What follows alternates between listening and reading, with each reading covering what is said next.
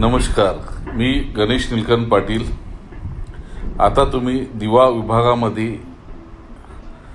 बेकायदेशीर झालेला भराव आदित्य धर्मेंद्र गोयल याचा पार्टनर मुक्ता बिल्डर प्रवीण सखाराम पाटील याने केला असून एवढ्या मोठ्या प्रमाणामध्ये भराव करत असतानाही ना पोलीस स्टेशन, ना महसूल विभाग, ना कॉर्पोरेशन कोणत्याही प्रकारे या लोकांना अटकाव न करताना यांना भराव आणि जमीन हडपण्यासाठी ठाणे महानगरपालिकेने 2024 रोजी 6 ऑगस्टला माझा असलेला आतला बंगला पाडला आणि मुक्ता बिल्डर प्रवीण सखाराम पाटील हे ज्या माणसांनी तिथे बेकायदेशीर रस्ता बंद करून पत्रे लावले आणि दिव्याला जाण्याचा मार्ग बंद केला। दिव्यावरून मुंब्र्याला येण्याचा, मुंब्र्यावरून दिव्याला जाण्याचा मार्ग बंद केला। तुम्ही बघू शकता कशा प्रकारे खाडीमध्ये रेल्वेच्या बाजूला बेकायदेशीर भराव करून या लोकांनी हे केलेलं आहे।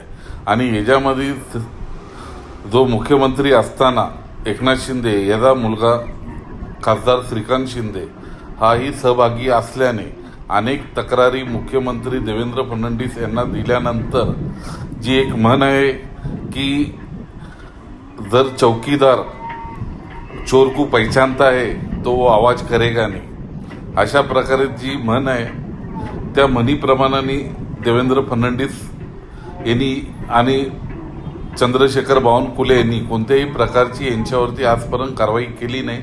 अनेक लेटर दिल्यानंतरही ही बेकायदेशीर कामं चालू आहेत।